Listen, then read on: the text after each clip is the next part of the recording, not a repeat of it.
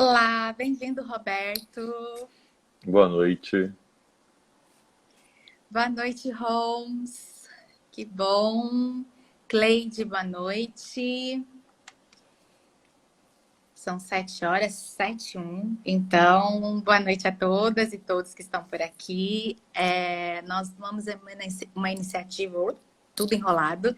Essa é uma iniciativa do Colóquio Raça e Interseccionalidades, de nesse período em que a gente está aqui todo isolado, a gente poder discutir sobre as questões raciais, de gênero e de sexualidade. Essas lives vão acontecer em algum momento por aí e a gente avisa vocês com antecedência. E hoje eu tenho o prazer de estrear a nossa live com o professor titular do Departamento de Línguas Estrangeiras Aplicadas às Negociações Internacionais e também professor em Relações Étnico-Raciais do Cefet aqui do Rio de Janeiro. Roberto Borges atua na área interdisciplinar com foco nas relações raciais, no antirracismo, no cinema negro e nas práticas identitárias em mídias filmográficas. Bem-vindo, Roberto, como você está? Boa noite, Glenda. Boa noite a todas, boa noite a todos. Estou vendo aí um monte de gente que eu amo entrando na sala, isso está me deixando super feliz. Muito obrigado a todas vocês, muito obrigado a todos vocês por estarem aqui conosco. E eu quero agradecer a você também, Glenda, por esse convite, né? É um convite que me desafia, né? Porque eu não estou acostumado com essas plataformas. Na verdade, é a primeira vez que eu faço um encontro desse tipo, online e ao vivo. Confesso que depois que eu aceitei, eu fiquei morrendo de medo. Eu falei, ai meu Deus. Mas você é uma pessoa muito especial para mim, uma pessoa com quem eu sempre posso contar e eu não poderia recusar o teu convite.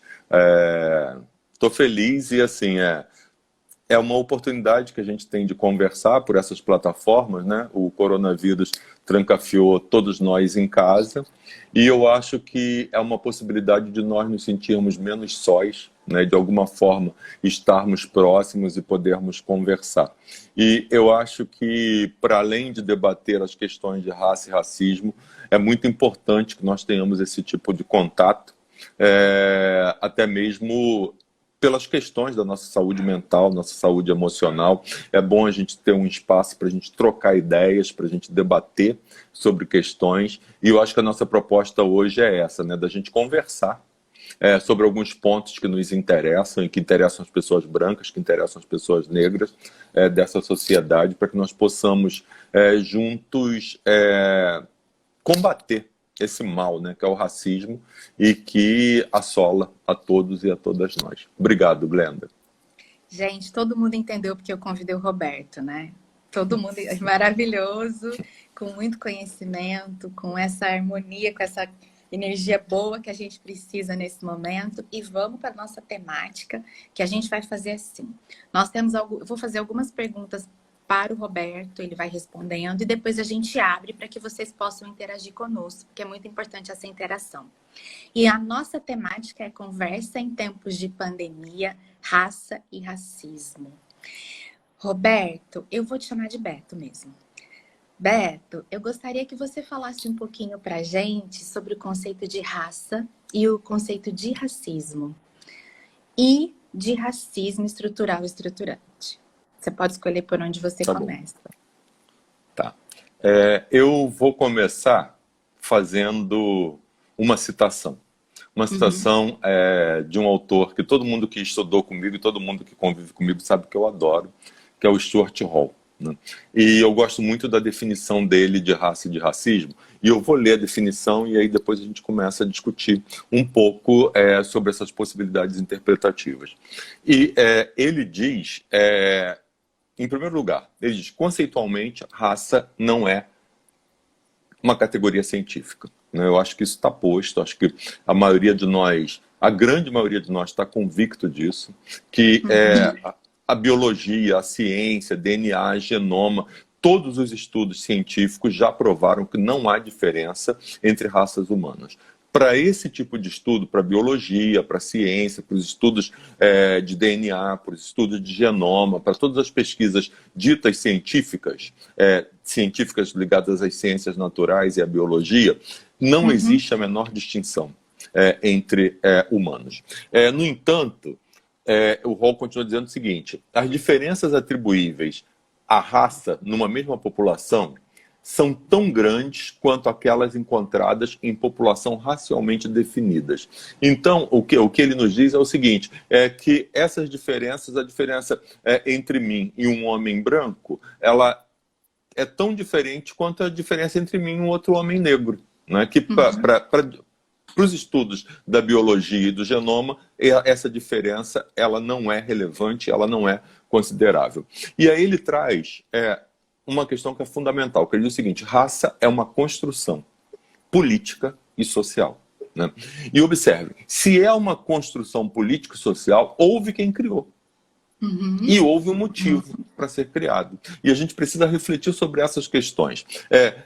Por que se criou esse conceito? Qual é o objetivo que está por detrás da criação desse conceito? O que se pretende com esse tipo de conceito? E por que esse conceito se mantém até hoje? Né? São questões que a gente precisa refletir sobre elas. E ele diz o seguinte, falando de raça ainda, é a categoria discursiva em torno da qual se organiza um sistema de poder social, econômico, de exploração e de exclusão, ou seja, o racismo. E eu queria chamar a atenção para isso, que ele diz o seguinte, vou repetir, é a categoria discursiva em torno da qual se organiza um sistema de poder social. É um sistema de poder social, um sistema de poder econômico, um sistema de exploração, um sistema de exclusão. E observem que isso aí é o suficiente para nós termos argumentos irrefutáveis de que não existe racismo reverso. Né? Se ele é um sistema, né, e esse sistema ele tem base na economia, ele tem base na exploração, ele tem base na exclusão, o racismo reverso não é possível de existir. E aí ele continua dizendo o seguinte: contudo, como prática discursiva, o racismo possui uma lógica própria. Tenta justificar as diferenças sociais e culturais que legitimam a exclusão racial em termos de distinções genéticas e biológicas, isso é, na natureza. Esse efeito de naturalização parece transformar a diferença racial em um fato fixo e científico, que não responde à mudança nem à engenharia social reformista. Essa referência discursiva à natureza é algo que o racismo contra o negro compartilha com o antissemitismo e com o sexismo, em que também a biologia é o destino, porém menos com a questão de classe. Eu acho fundamental a gente pensar nisso, que ele diz que o discurso, esse discurso que foi criado, que foi construído, esse discurso do racismo, ele procurou a ciência para construir os seus argumentos. E aí, ao procurar a ciência, ele busca características biológicas, sobre as quais nenhum de nós tem controle, como o tipo de cabelo, como o formato dos lábios, como a cor da pele, como o tamanho do nariz. Todos esses argumentos foram adicionados a esse conceito de racismo com o objetivo de hierarquização e com o objetivo de exclusão, de destruição e de tudo isso. Mas, embora o argumento tenha uma pseudo-base científica, não tem nenhum fundamento científico. E aí, uma outra coisa que é bastante interessante a gente pensar quando a gente pensa em raça e em racismo, é que raça é um conceito fluido. Né? Quando a gente fala de conceito fluido, a gente está querendo dizer que esse conceito ele pode ser alterado, ele pode ser modificado. E ele pode ser modificado de acordo com a história, ele pode ser modificado de acordo com a geografia, ele pode ser modificado por uma infinidade de fatores, até mesmo pelo fator econômico, ele pode ser modificado. E um exemplo bastante explícito disso é se nós pensarmos, por exemplo, nos nossos brancos do Brasil. Né? A maioria dos brancos do Brasil só são brancos aqui. Né? Eles não são brancos na Europa, eles não são brancos nos Estados Unidos. Agora, e muitas vezes, quem é branco aqui no Rio de Janeiro não é branco no Paraná. Aqui dentro do país. E muita gente, tem muitos brancos de Belém que não são brancos aqui, no Rio de Janeiro. Né? Isso é uma categoria discursiva que flutua, né? É uma categoria cujo significado é um significado vazio, que vai sendo preenchido de acordo com a referência. Então, raça é um conceito referencial. Agora, observem, quando eu digo que os nossos brancos, na maioria dos nossos brancos só são brancos aqui, isso não faz com que esses brancos, ou pseudo-brancos, ou falso-brancos, não exerçam todos os privilégios da branquidade.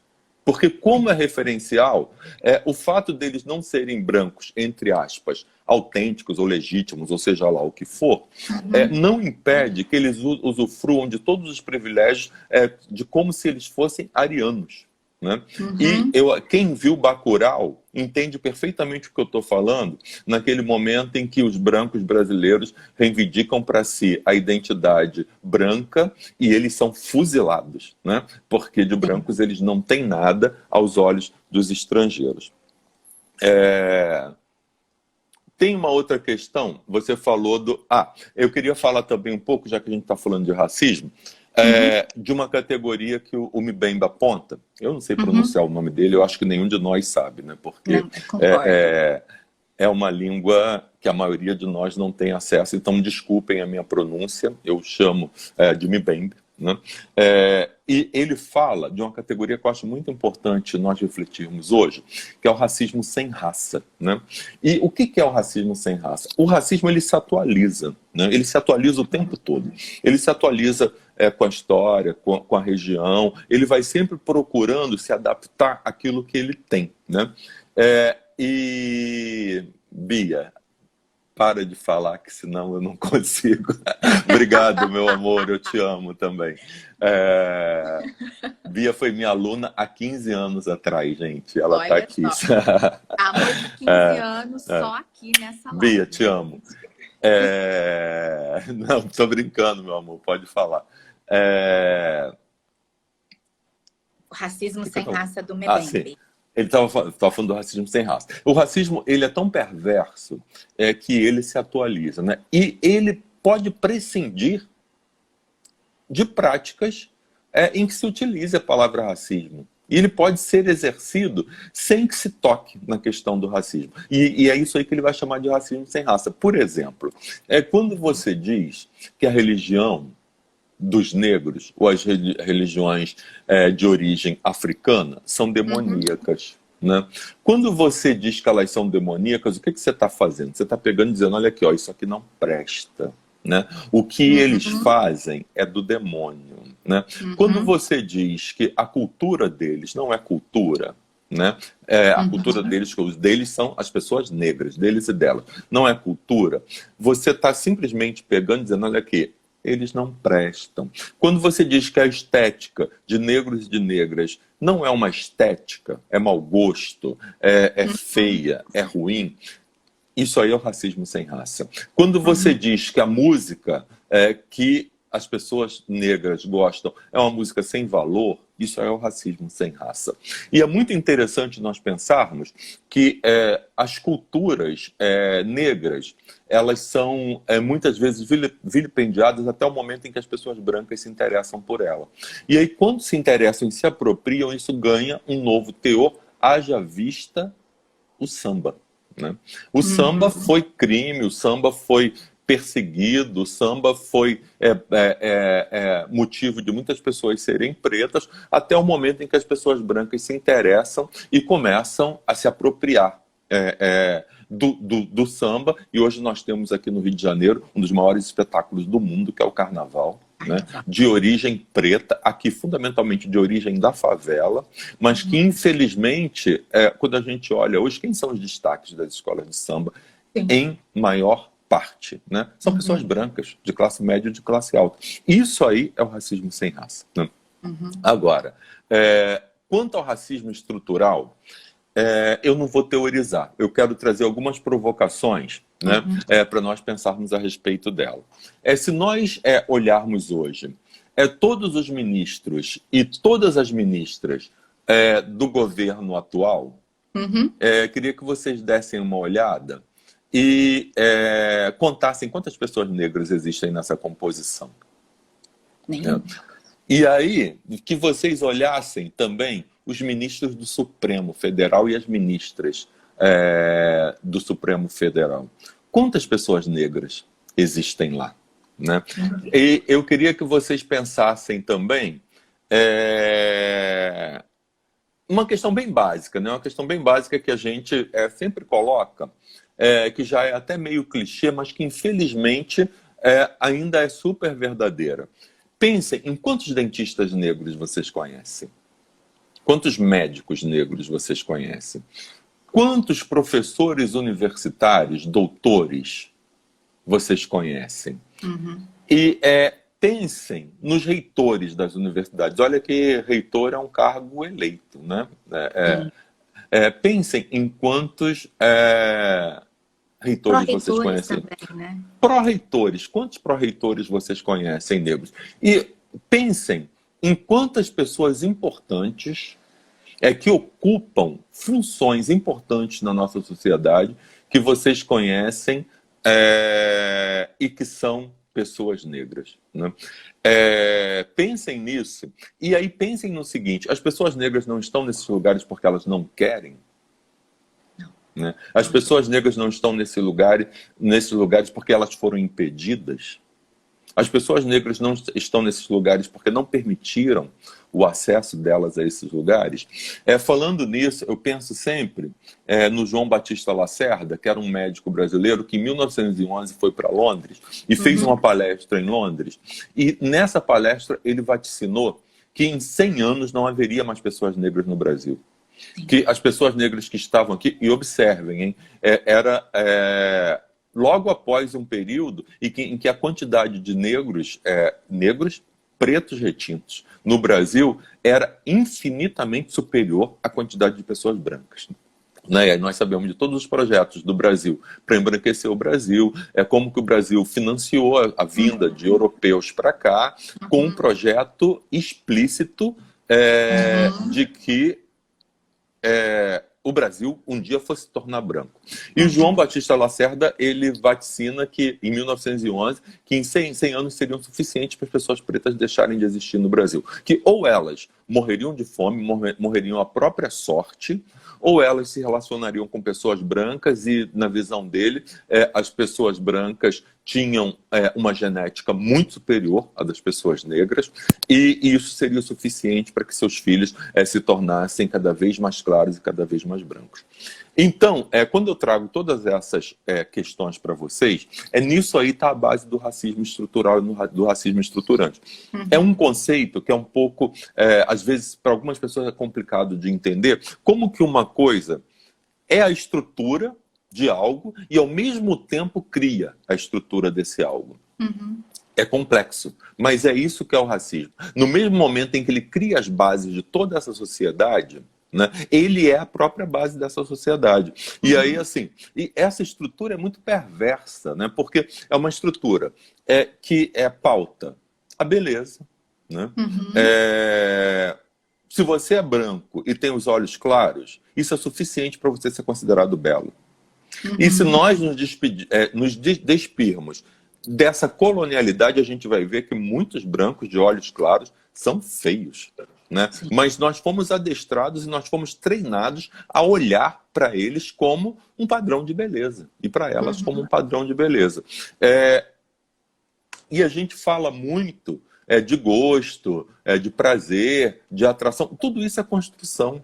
Né? Tudo isso é construção discursiva, tudo isso é construção social, e nós fomos treinados a olhar para as pessoas brancas como honestas, a olhar para as pessoas brancas como valorosas. Essa semana mesmo eu estava lendo um texto, acho que foi até a Glenda que me mandou, que estava discutindo a história de um cara que era perigosíssimo, mas que ele era branco de olhos azuis e que fizeram uma pesquisa que as mulheres não aceitavam de maneira nenhuma que aquele homem fosse um criminoso. Né? E elas diziam que ele podia ser curado, né? Que ele podia ser transformado. E assim, e tem um exemplo daqui do Brasil que é bastante próximo a todos nós, que não sei se vocês vão lembrar, que é o caso do mendigato. né? Eu não sei se vocês lembram do cara, do mendigo que foi encontrado por não sei quem, acho que nas ruas de São Paulo, que era um homem branco de olhos azuis, e vai para o fantástico. Como é que um homem branco de olhos azuis é mendigo, né? Como que ele é mendigo? E o cara era viciado, né? Ele era viciado em crack, era viciado em algumas drogas, não me lembro exatamente quais eram as drogas, e ele recebe um tratamento, né? Para se curar daquilo, se torna modelo, né? E arranja uma namorada e aparece em todas as revistas, aparece em todos os lugares. E aí, observem, né? Isso aí é a prova de que o racismo é estrutural e que ele é estruturante, entendeu? Uma pessoa branca não pode ser mendiga. Uma pessoa branca não pode ser pilantra, não pode ser marginal, não pode ser uma pessoa fora da lei, né? Glenda, eu acho que é mais ou menos isso, senão eu não paro de falar nunca. Beto, eu vou só puxar um gancho do que você está dizendo, que eu acho importante, porque na hora que você explica pra gente como é que o racismo é estrutural, estruturante, e que esse olhar nosso é construído, e você vai trazendo exemplo de como nós olhamos a pessoa branca ou a branquitude, né, e os seus privilégios, é interessante a gente pensar no oposto, porque já que raça também se dá na relação, quando eu olho e vejo que o cabelo liso é o padrão, o que eu estou dizendo do cabelo crespo, do cabelo cacheado, né? Então, assim, eu acho que isso que eu estou falando é muito importante. Não, perfeito. E é justamente esse tipo de raciocínio, de argumento que se cria, que se faz, né? Porque tudo que não é branco é ruim. Tudo que não é branco é demoníaco. É aquilo que eu falei da religiosidade, né? Toda religiosidade que não tenha marca cristã, ou que não tenha marca cristã, não sei se todos, mas se nós pensarmos nas religiosidades de matrizes africanas, elas são vistas como demônio, como demoníacas, né? E aí, e tudo que é oposto, você vê. Eu lembro sempre... algumas pessoas não sabem, mas eu fui protestante durante um tempo na minha vida. E Altas revelações, gente. E eu lembro que tinha vários hinos, né, que falavam da questão, sempre associava a cor preta ao pecado, ao demônio. E a pureza era a branquidade, a branquitude. Alvo mais que a neve, a minha alma precisa estar. Imagina isso, né? E aí a gente vai ver, vocês veem, né? O nosso vocabulário, gente, né? As pessoas dizem, por exemplo, a fome é negra. Sim. O que isso significa, gente? A fome é negra porque a fome é ruim, negro é ruim, entendeu? E eu subverto isso e eu digo que a fome é branca, né? Porque, na verdade, toda essa estrutura racial que nós temos aí de mutilação, de genocídio, de exclusão, foi criado por brancos, né? Por brancos europeus que construíram toda uma estrutura de hierarquização, de extermínio e de morte.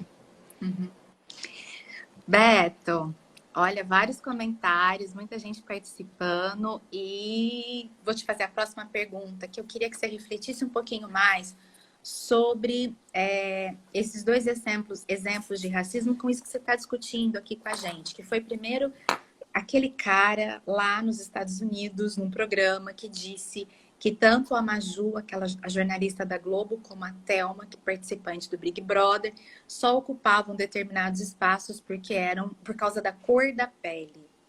Isso uma situação. E a outra é uma situação que a gente está vendo na mídia, que a França, dois pesquisadores franceses falaram num programa de TV que eles queriam testar remédios contra o coronavírus nos africanos. Queria que você comentasse isso à luz que você disse. Isso, sinceramente, isso me causa uma sensação interna muito ruim, né? Uma coisa sobre a qual, sinceramente, eu nem gosto de falar, mas vamos falar porque é necessário, né? Eu acho que a questão da Maju, né? Nós não precisamos nem ir para os Estados Unidos, é só a gente pensar o que aconteceu com ela aqui. Né? Quando ela assume a bancada do jornal Hoje, né? Ela sofre uma série de agressões, inclusive eu e Glenda temos um artigo, né? A respeito da violência que a Maju sofreu no Facebook e em várias redes sociais. E é muito importante nós pensarmos, nesse caso da Maju, em um outro conceito, que é o conceito de interseccionalidade. Né? Perfeito. O conceito de interseccionalidade, ele parte do princípio do somatório de exclusões. Né? A Maju, além de ser negra, é mulher. Né? Então, o corpo dela carrega duas categorias de exclusão social. Né? O fato de ser mulher já a coloca nessa sociedade como um ser a menos. Né? Infelizmente, a gente sabe que é isso. Infelizmente, Sim. nós preferiríamos que fosse diferente disso, mas é verdadeiro. E ela é uma mulher negra. Né? Por ser uma mulher negra, no imaginário dessa sociedade, ela acaba sendo colocada numa posição de vulnerabilidade, né? E numa posição de alvo preferencial. Né? Essas pessoas racistas e essas pessoas misóginas, e é muito interessante a gente pensar que normalmente o racista, é muito comum que o racista seja misógino, que o racista seja homofóbico, que ele incorpore em si todo esse ódio a qualquer categoria que é vista como minoria. E essa minoria a gente sabe que não é numérica, né? Que é a minoria que está ligada às questões das vulnerabilidades sociais. E aí, então, a Maju se torna um alvo fácil para uma criatura dessa. Né? E ele se sente legitimado para uma rede social. Imaginem isso. Quem é a pessoa que se sente legitimada a ir a uma rede social e colocar uma atrocidade dessa? Né? E aí, obviamente, isso aí é fruto do racismo, né? Isso aí é fruto do patriarcado, isso aí é fruto do colonialismo, isso aí é fruto do fascismo, isso é fruto de tudo isso que nós estamos vivendo atualmente e que um número enorme de pessoas perdeu o constrangimento de explicitar. As pessoas não têm mais vergonha de ir para a rede pública, né? Para as redes sociais e explicitarem o que elas pretendem explicitar, por mais perverso que seja. Agora, com relação à questão da França, eu acho que isso chocou a maior parte das pessoas do mundo, né? Foi horrível aquilo. E aquilo, para mim, só pode ser explicado, e assim, falar em pode ser explicado é muito ruim, né? Porque não pode ser explicado. O Mbembe até ele fala num determinado texto dele que o racismo ele só pode ser alguma coisa do tipo que só pode ser argumentado a partir de uma linguagem incompleta, uma linguagem caduca, uma linguagem errante, porque uma linguagem perfeita, uma linguagem sadia, uma linguagem correta não dá conta. Como que a gente explica, né, o fato de duas pessoas de renome, duas pessoas estudiosas, duas pessoas que estão ligadas à ciência, declararem que as pessoas no continente africano podem ser cobaias? Né? E, se nós temos defendido que nem os animais irracionais podem ser cobaias, imaginem como que uma pessoa, um humano com sentimentos, com emoção, com família, com história, com percepções de vida, com densidade afetiva, com tudo isso, pode ser testado. Isso é a base desse racismo estrutural. É a base desse racismo estruturante. Foi estabelecido, a partir desse racismo, que existem vidas que importam menos que outras vidas. Né? E a vida das pessoas não brancas é a que importa menos nessa sociedade. E nessa sociedade global, né? É a que importa menos. E aí, voltando àquele conceito anterior de interseccionalidade, se a essas pessoas negras se juntarem outras categorias, por exemplo, no continente africano, nós vamos ver duas categorias de estigma muito forte. As pessoas são negras e pobres, em grande parte. Né? O continente africano ele é visto pelo senso comum e, na verdade, de fato, em muitos lugares, como um continente muito pobre. Né? E a vida dos pobres vale o quê? Não vale nada, né? Eu costumo sempre citar uma coisa que eu acho bastante interessante quando a gente pensa nessas questões, que é o seguinte: se nós pensarmos no 11 de setembro, né? Vamos pensar no 11 de setembro, que foi aquela tragédia que parou o mundo, né? Que todos nós ficamos muito tocados com aquilo tudo. Qual de vocês viu os corpos do 11 de setembro? Nenhum de vocês viu. Aqueles corpos não foram mostrados. E eles não foram mostrados porque eram corpos brancos. E brancos estadunidenses, né? Que configuram o eu. O eu não pode ser vilipendiado. O outro pode, a alteridade pode. Né? E aí, por isso que é muito fácil para essas pessoas, elas se sentem legítimas e autorizadas para irem onde quer que tenham ido, dizer que as pessoas africanas podem ser sim cobaias, entendeu? Eu fico com raiva. Sim, eu acho que tem um ponto muito interessante do que você toca, e que isso é tão naturalizado, né, que as pessoas vão para uma rede social, como no caso da Maju, da Thaís Araújo, ou das pessoas comuns como nós, né, e ofendem racialmente, e elas vão para um programa de TV num país de primeiro mundo, com cientistas, e fazem essas afirmações. O quanto isso é naturalizado, né? E assim, muita gente achou normal. Mas por que está criando esse caso todo? O que tem em testar? O quanto o racismo é naturalizado, né, Beto? Exato, exato. E eu tenho mais uma perguntinha para você. Eu queria que você explicasse para gente a diferença de branquitude e negritude. Tá. E queria que você falasse também sobre o pacto da branquitude. Tá.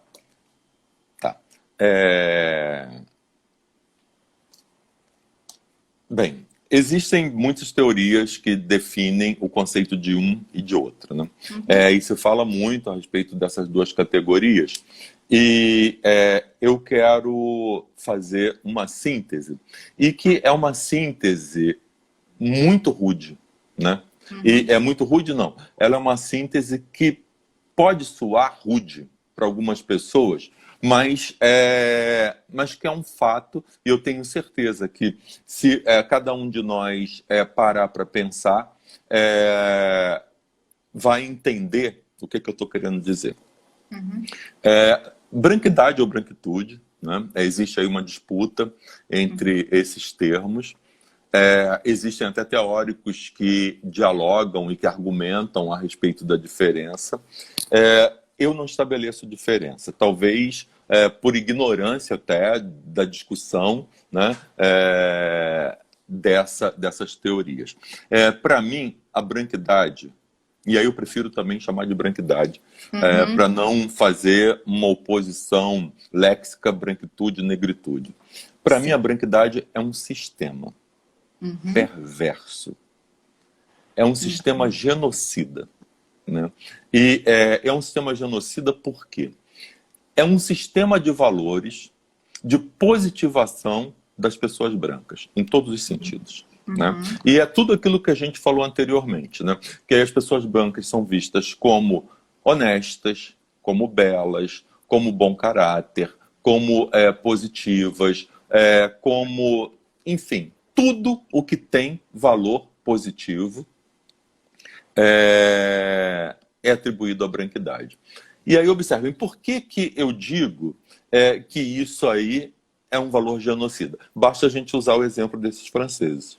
Né? Os pretos podem morrer.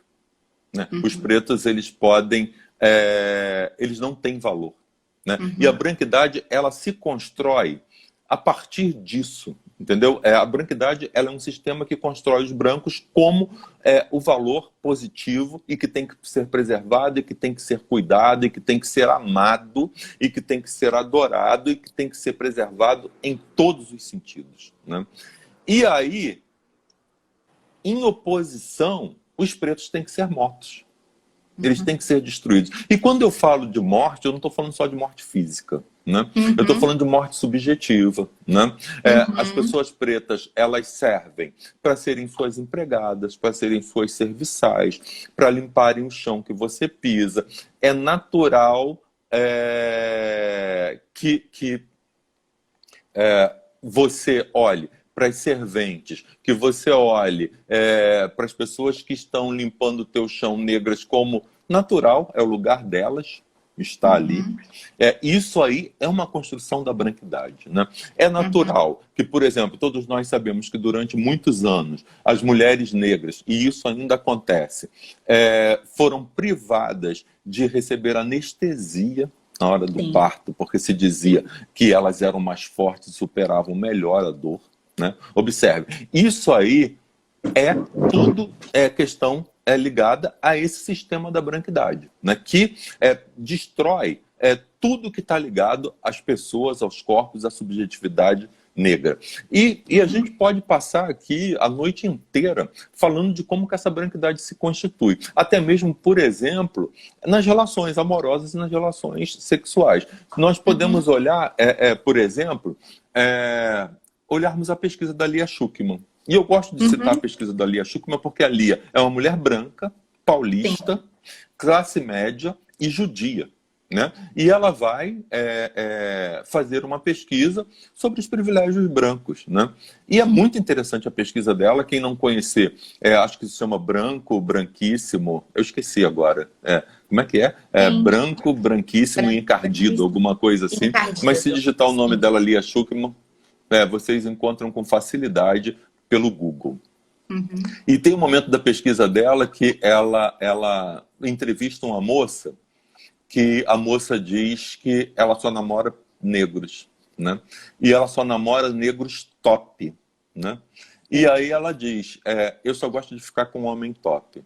Só que os brancos não me olham, porque ela não faz parte do padrão de beleza branco. Se eu não me engano, ela era meio gordinha e baixinha e tal, e ela era branca de olhos claros.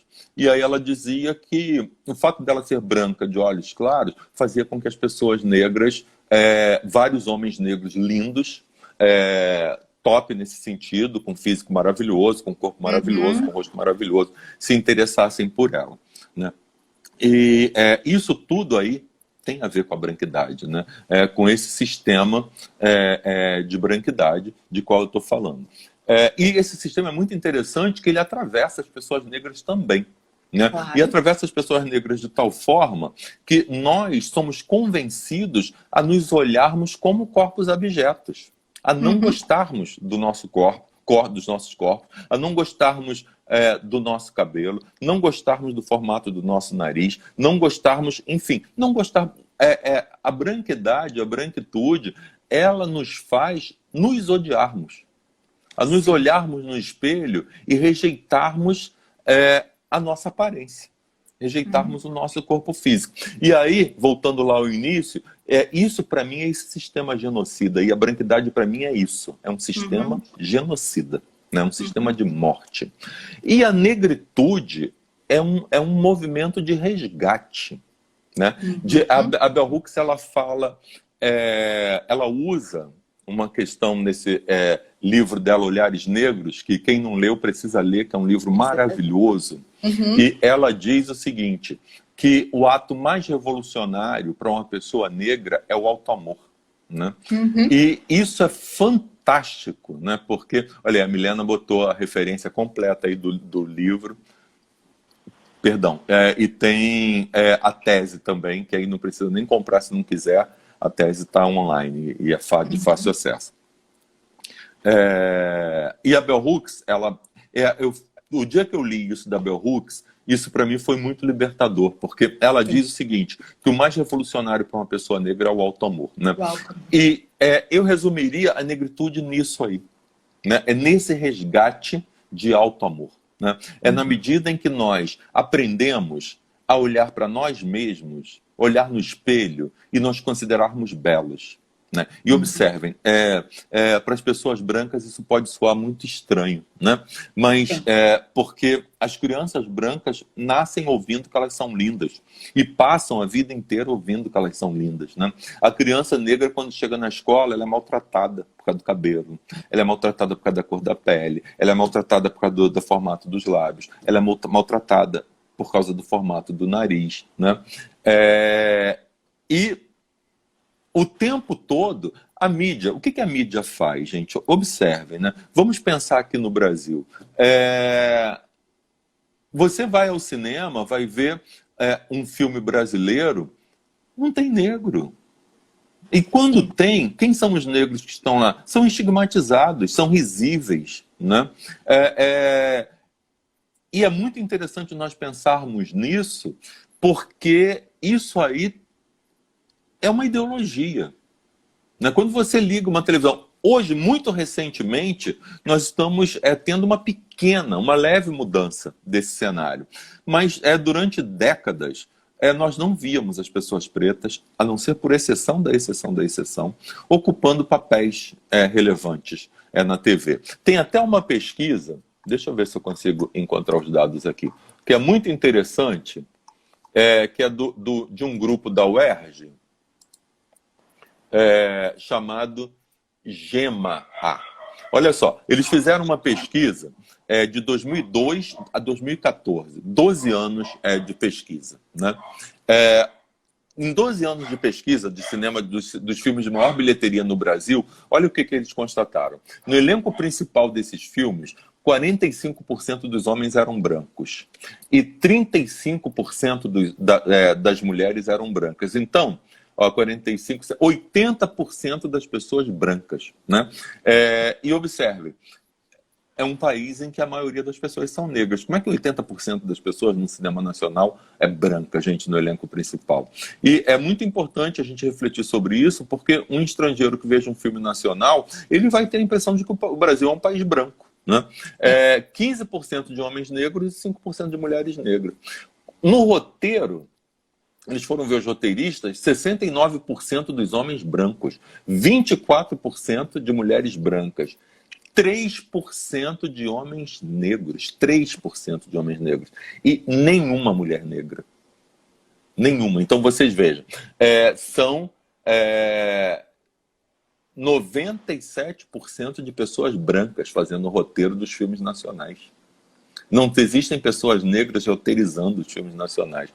E aí, quando eles foram para a direção, eles viram que 84% dos diretores de filmes brasileiros são homens brancos.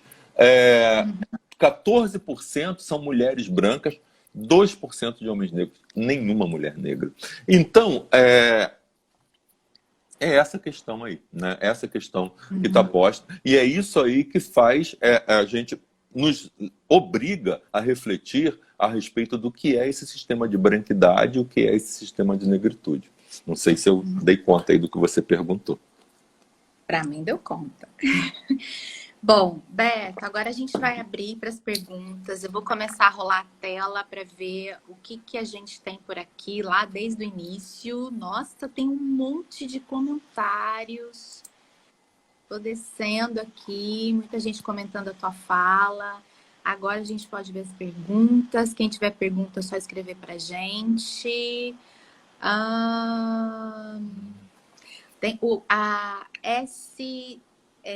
Saraújo, 2015, na hora que você estava falando da questão do racismo, os negros em situação de rua são invisíveis, ela disse que aconteceu algo parecido com uma família cigana que vivia nas ruas de São Paulo. Ninguém aceitava essa família cigana, pelo que eu estou entendendo. Deixa eu ver aqui. Sempre vale a pena escutar Beto falar, diretamente da Bretanha, ouvir meu querido mestre Beto. Olha, muito bom. A Que esclarecer as lindo. Quem é que está na questões. Bretanha? Quem é que está na Bretanha? O Fábio Pena. Ah, Fábio. Fábio. Beijo, querido. Sempre usam a palavra nega negativada. Deixa eu ver o que é mais aqui. Tem muito comentário. Quando uma mulher negra está num local de destaque, o branco logo sente que ele é quem deveria estar ali. Comentário da Ia Paula DOD. Que mais? Interseccionalidade é muito importante, da Selma Guimarães, porque são diálogos comuns que se encontram e se fortalecem. Tem muito comentário, deixa eu passar aqui rapidinho. Tem alguém... vocês vão falar sobre colorismo? Sou negra de pele clara, é a Oliver Pat 33. Sou negra de pele clara e no estado que moro, muitos estranham quando me anuncio como mulher negra. Falem sobre isso, por favor. Roberto, quer falar sobre isso? Não, então, essa questão, eu acho essa discussão do colorismo muito complicada, né? Eu acho muito complicada Sim, porque isso também é uma invenção dessa branquidade para nos dividir, né? Para sim. criar uma disputa entre nós. Obviamente, a gente sabe que essa questão toda ela surge em função do colonialismo e do patriarcado, do estupro de mulheres negras, né? De como que os brancos europeus estupravam as mulheres aqui e desse projeto do Brasil de embranquecer a nação. E aí a gente tem aí essa grande questão que muitas pessoas que aqui no Brasil são chamadas de pardas, elas sofrem, e aí literalmente na própria pele, né? Porque acabam sendo posicionados num outro lugar à margem, né? Porque elas não são brancas. Né? Obviamente, na minha leitura, elas são negras, né? Mas que dentro da compreensão dessa sociedade que foi construída a partir de um mito de democracia racial e que foi construída numa perspectiva de branqueamento, né? As pessoas negras mais claras são colocadas nessa posição. E aqui no Brasil, decidiu-se que a questão da negritude se daria por autodeclaração, diferente dos Estados Unidos, diferente de outros países, em que você basta ter um ascendente negro, pode ser o seu tataravô, que você é negro. Aqui não é assim. Né? Até mesmo porque a maioria de nós não tem nem como recuperar a própria ascendência. Então, acaba sendo uma questão política. Como é que é o nome dela? Isso, Oliver eu Patti, desci né? aqui. Isso, Oliver Patti, 33. E, então, Oliver Patti, é, a afirmação, você é uma mulher negra de pele clara. A sua afirmação como uma mulher negra é uma questão política, né? E é uma questão política de reconhecimento da tua ancestralidade, e isso vai causar problema em alguns momentos, talvez cause problema para você, mas tudo depende da maneira como que você se posiciona diante desses momentos, a meu ver, entendeu? Eu já convivi com muitas pessoas negras de pele bastante clara e que se posicionavam como negras diante do racismo e que enfrentavam problemas por causa disso, mas infelizmente eu não tenho muito o que te dizer além disso. É uma luta política, uma luta social e que tem que ser mantida e que tem que ser levada à frente. A gente tem o Alexandre Cadilli. Como o professor pensa a questão de letramentos, branquidade e racismo nas aulas de língua? Então, eu tinha lido aqui a pergunta dele, não é minha especialidade, né? Existem até aqui na sala outros profissionais que trabalham especificamente com a questão dos letramentos, a Glenda é uma delas, e tem a Aparecida, né, que tem pesquisado sobre letramento racial e essas questões todas. Em primeiro lugar, eu acho que o assunto do racismo, da branquidade, é um assunto que tem que fazer parte das nossas aulas sempre, né? O tempo todo, porque nós somos pessoas que estão lidando com formação social. Né? E é um assunto que tem que ser discutido com pessoas brancas e com pessoas negras. E, obviamente, esse letramento, ele se dá, a meu ver, de não especialista, na medida em que você, muitas vezes, leva para as pessoas informações que elas desconhecem. Né? Em função, por exemplo, como a colega anterior falou, existem muitas pessoas negras no Brasil que sequer sabem que são negras. Né? Em função de todas essas nomenclaturas que nós criamos de moreno, de marrom bombom, de mulata, né, que é um termo visto até como pejorativo por causa da origem da palavra, né? Então, a meu ver, em primeiro lugar, é um assunto que tem que estar em todas as disciplinas. É um assunto interdisciplinar, né? Porque nós precisamos da história, nós precisamos da geografia, nós precisamos da cultura, nós precisamos de argumentos ligados a todas as áreas de conhecimento para discuti-lo e debatê-lo. Então, o que eu penso, Alexandre, é que isso tem que ser levado cada vez com mais sofisticação, cada vez com mais aprofundamento teórico e cada vez com mais conhecimento a respeito dos assuntos que você aponta. A Tati C. Antunes pode comentar sobre a interseccionalidade e a violência doméstica contra as mulheres? Gente, nós temos 10 minutinhos porque nós somos derrubados pelo Instagram. Então, vamos lá, Roberto. Não, então, eu falei disso anteriormente, né? O fato de ser mulher nessa sociedade patriarcal, machista, falocêntrica, misógina, já coloca todas as mulheres, independente do pertencimento racial, do pertencimento étnico, como seres a menos, né? E basta olhar as nossas histórias, né, gente? Porque há pouquíssimo tempo existem leis que protegem as mulheres da violência dos maridos, porque até pouquíssimo tempo era legítimo o marido até mesmo matar a mulher em nome da honra, né?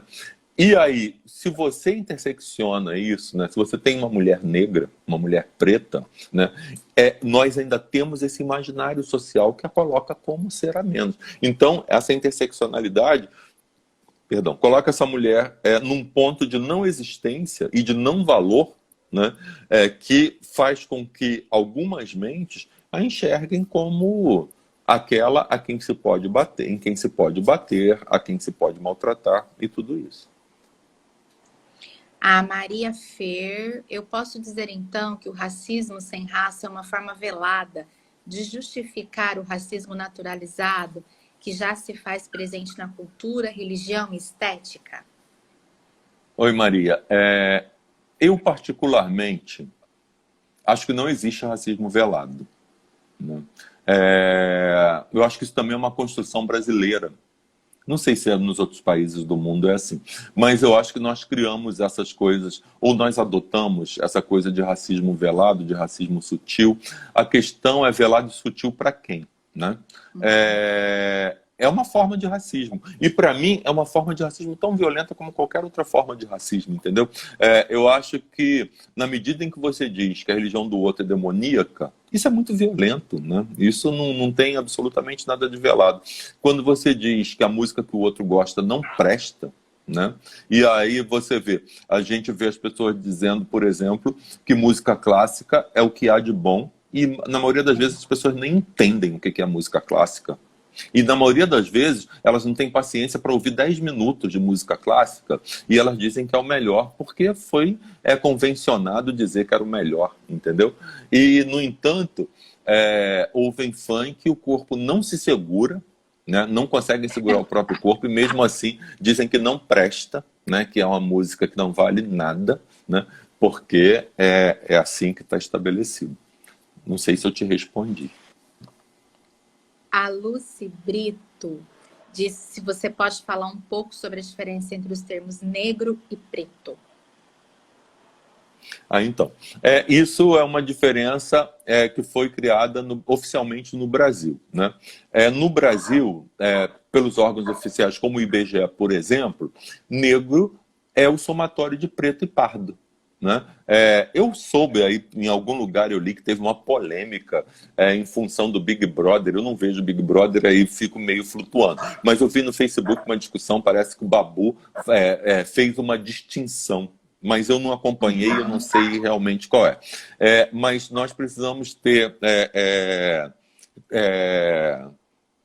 precisamos saber que no Brasil, negro é o somatório de pretos e pardos. Quando o recenseador chega na sua casa, ele não te pergunta se você é negro. Ele te pergunta se você é preto ou pardo. Se você responder que é negro, ele vai marcar o que ele quiser, né? Porque não existe essa opção, negro. Existe preto e pardo. Então, preto é uma categoria de negro. Descendo aqui, eu vou...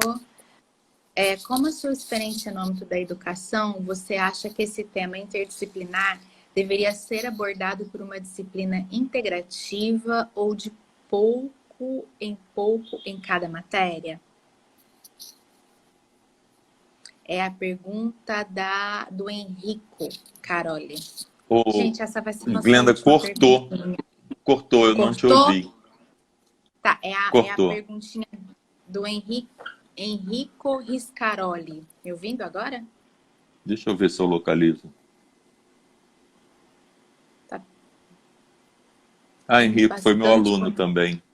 Também há 15 anos. Olha só. Henrico, achei aqui, Beto, de acordo com a sua experiência indo no âmbito da educação, você acha que esse tema interdisciplinar deveria ser abordado por uma disciplina integrativa ou de pouco em pouco em cada matéria? Olha, Henrico, eu acho que isso é um assunto social importante para todas as pessoas, para negros e para brancos. E eu acho que é um tema que fez mal a todos nós e a todas nós. Muito mais, foi muito pior para as pessoas pretas, mas que fez muito mal para os brancos também, continua fazendo muito mal para os brancos também. É na medida em que ela ensina as pessoas brancas a desumanizar outras pessoas, a anular as características humanas dessas outras pessoas. Então, eu vejo que seria importante as duas coisas, que uma não exclui a outra. Eu acho que deveria haver uma disciplina específica de raça e racismo e que, ao mesmo tempo, deveria ser uma disciplina transversal, que perpassasse todas as outras disciplinas, entendeu? Para dar conta de toda a destruição que o racismo provocou em todos nós e em todas nós. Bom, gente, essa vai ser a nossa última perguntinha por causa do tempo. E, Roberto, eu queria, sim, suas últimas palavras. Bem, Por esse momento. eu comecei por esse dizendo, momento. né, eu comecei dizendo da minha total inabilidade de lidar com esse tipo de rede, né? E a primeira vez na minha vida que eu participo de uma discussão online ao vivo. E eu adorei, principalmente, ver vocês aqui, adorei vocês terem separado um tempo aí da vida de vocês para terem conversado conosco. Adorei ver aqui o nome de pessoas que eu não vejo há muito tempo e fiquei emocionado algumas vezes.